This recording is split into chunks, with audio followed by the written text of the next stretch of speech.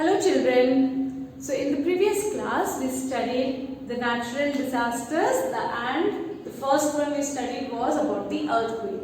So today let us learn about the volcanoes. So I guess most of you must have seen videos or must have heard, or even in televisions you must have watched the volcanic eruption. Isn't it children? So what is it, volcanic eruption? Where does it happen? Yes, it happens in big, huge mountains. So what happens is, if this is a mountain and the top of the mountain, the lava comes out. It pours out, right? The lava, what is lava here? Lava is nothing but the molten rocks. Okay. So we have, what do we have? Below our earth's surface, a big, massive, huge rocks or slabs. Correct? Yes. So this will be in the melted form. Okay. And that is why whenever there is lot of heat and pressure generated there, it just bursts out through this mountain in the form of lava, and this we call as a volcanic eruption. So today let us study more about this. Okay, so what is a volcano? It is a landform, okay, usually the mountains, where the molten rocks erupts through the surface of the planet. It erupts out through the surface of the planet, and in simple terms, see, you must have again watched this thing, just down the mountain. Okay, if you see inside this, whenever there is no eruption happening, if you watch inside this, you can see hot molten rocks there. Okay. Now it will be always, we'll call it as a pool of molten rocks. It will be like a pool of molten rocks. Okay, and whenever there is, here again there is involvement of the plates, which we studied in the previous class, right? The tectonic plates. Yes. Here also we have the plates involved for the volcanoes to cause. Now the earth is made up of different layers, children. Okay. So I'll show you here. So it is basically made up of 3 layers, our earth. So this is our earth, and the first layer is our crust. The first layer is the crust, earth's crust. So earth's crust is the outermost layer, and it is about 18 miles thick. Okay, miles is the distance how you calculate, right? 1 kilometer, 2 kilometer, 1 mile, 2 miles. The same way it is, the thickness is calculated as 18 miles thick. Okay. The second layer, outermost layer, is the mantle. What is it? What is it, children? Mantle. Okay, and this is 1800 miles thick. 1800 miles thick. And the third layer, okay, innermost layer is called the core. C-O-R-E, core. Okay, again the core we can divide as inner core and outer core. The yellow part which you can see is the outer core. The red region here, innermost, is the inner core. Okay. So now this earth's crust will be made up of huge rocks. Okay. We are standing on the earth's crust only, children. Okay. Now this is 18 miles thick. As I am saying, 18 miles thick. That doesn't mean that on which we are standing is a huge massive rock. Okay, below, if you go below 18 miles, okay, you can find huge massive slabs there. Okay, now these massive slabs, as we studied in case of during earthquakes, what happens? They keep moving, right? So this there is a substance between crust and the mantle. Okay, between crust and the mantle there is a substance found as molten rocks. Okay, we call as a magma. What do we call as? Magma. Magma is nothing but the molten rocks present between the mantle and the crust. So when these huge slabs they collide, or I say when they slide over each other, what happens? Tremendous amount of energy will be released in case of earthquakes, right? Here also the energy will be released, children. But when this sliding up happens, whatever the magma is present between the crust and the mantle, they will try to squeeze. They will try to squeeze between the plates. Okay, and when they squeeze, along with the high tremendous energy, they will be pushed upwards, and it will be released out in the form of lava, and that we call as a volcanic eruption. Okay, children, have you understood this? Magma is squeezed up between the plates. When the magma erupts to the earth's surface, it is called as the lava. Now, depending on the nature of volcanic eruption, we can classify or categorize volcanoes into 3 types. Okay.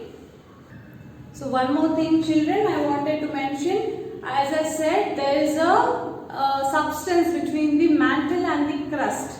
Okay, this substance you cannot find in each part of the earth. Okay, only particularly some places only you can find. And in that place again, the two plates, the two big slabs, they collide, the magma will squeeze out from there and the volcanic eruption will occur. Otherwise, simply if the plates collide, tremendous energy will be released and it will travel, the vibrations will travel as the seismic waves and earthquake will occur. Okay. Now, depending on the nature of eruption, volcanoes are classified as active, dormant and extinct volcanoes. The first one is active volcano. So what is active? Active means always ready, right?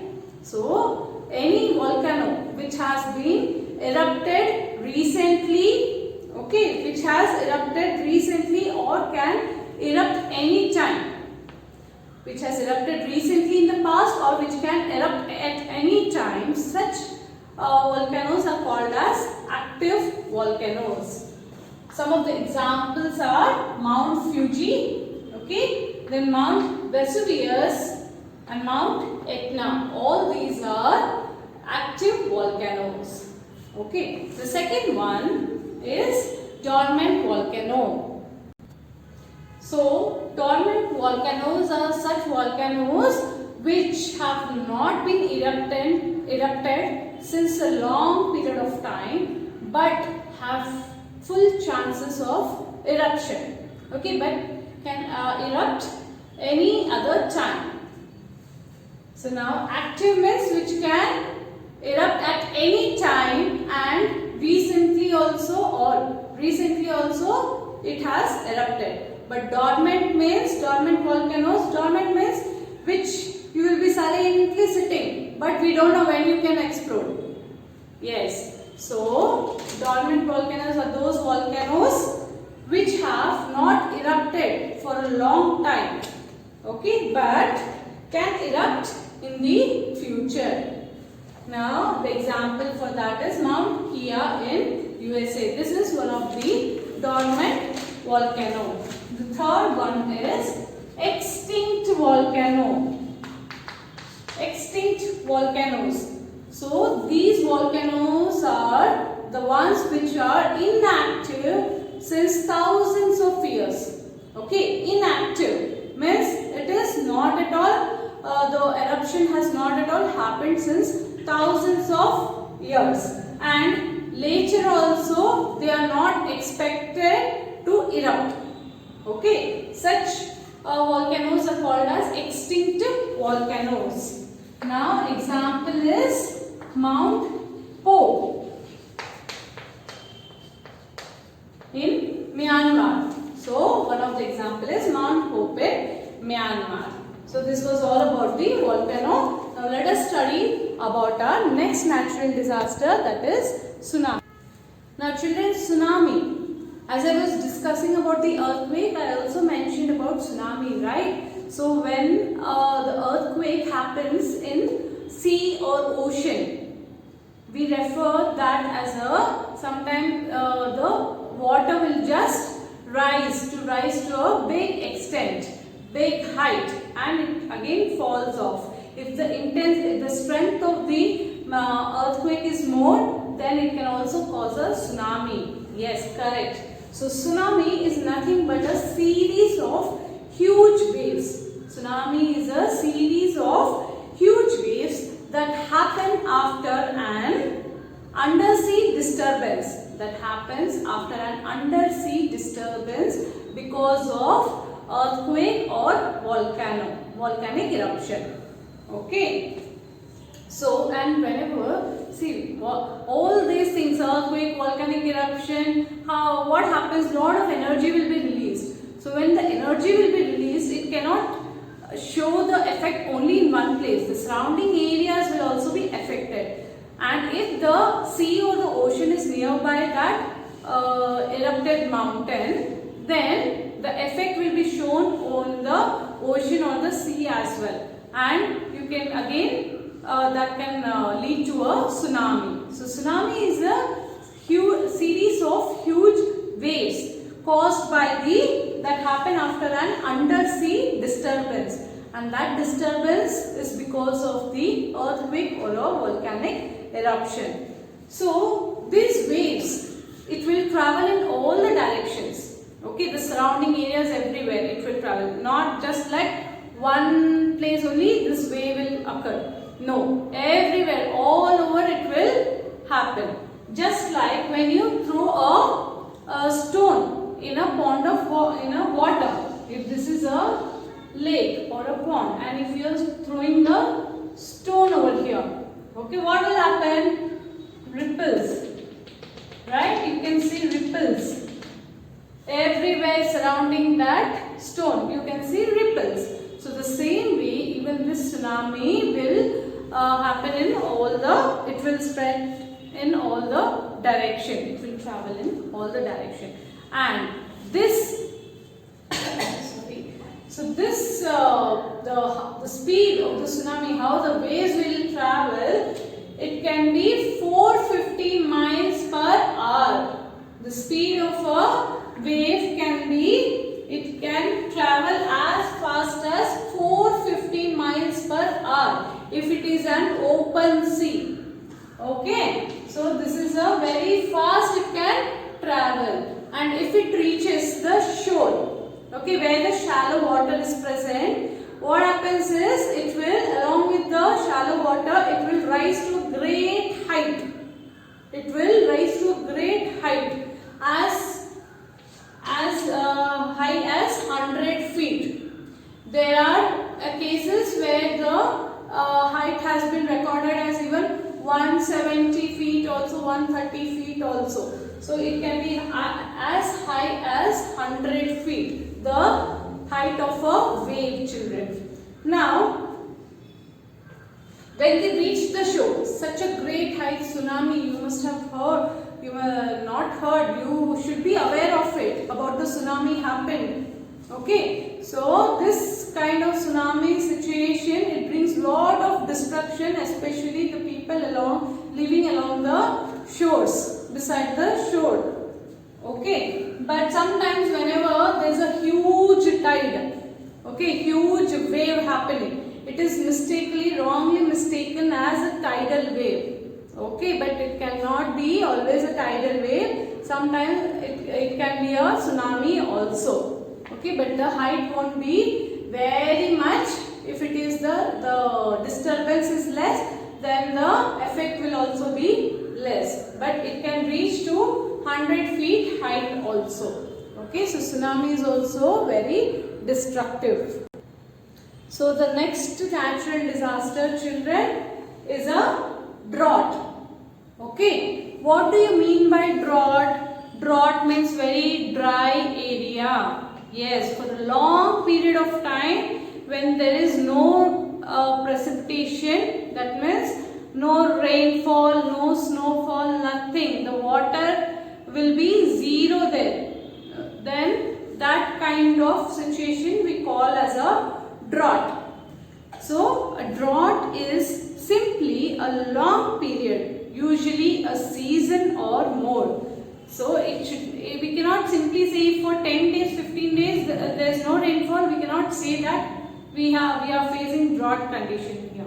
No. If the condition keeps on going for a season or a more. A season, you know how much it lasts, for how many months it lasts. So a season, 1 season or 2 season, or for long period, 6 months, 8 months, there is no rainfall or no presence of water in that area, means we call such area as a drought affected area.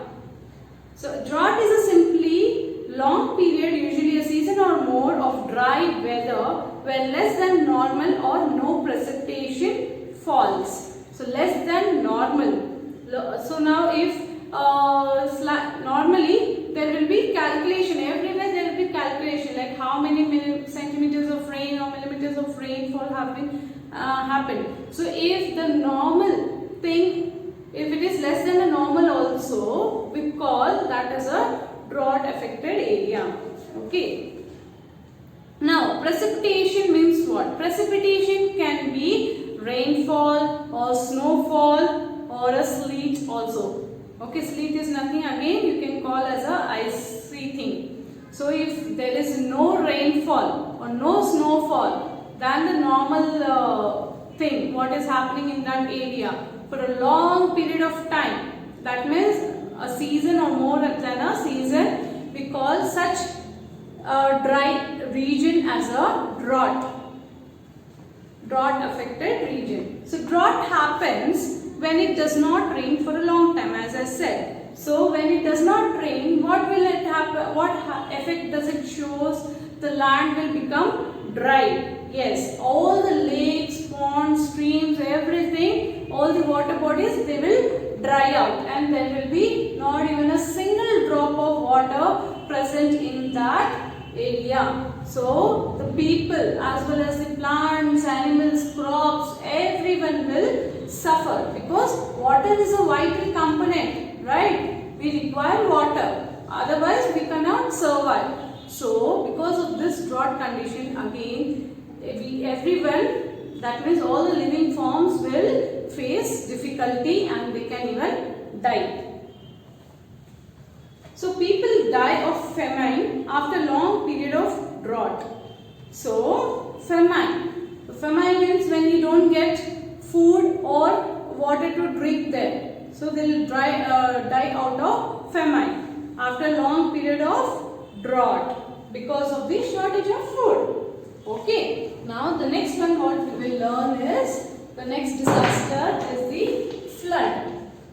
So flood is just opposite to the drought. Drought means there was not even a single drop of water presence, right? Now flood means there will be extremely heavy water everywhere. Now if the rainfall is too heavy, what you are seeing nowadays in television, there is everywhere flood, here, there, everywhere, right? So it happens due to heavy rains, and when the rivers, they will get overflowed, and there will be the overflow in the dams also. There will be lot of the dams can store only a particular amount of water, but if it exceeds the water content there, then we have to open up the dam, otherwise the dams will break, and what happens? It will flood off the villages or the places nearby, coming in its way. So flooding you can consider to a few inches of water also, or it can cover a house to the rooftop also. Okay, now sometimes the floods happen very quickly, very rapidly. Such floods are called as flash floods. Flash floods.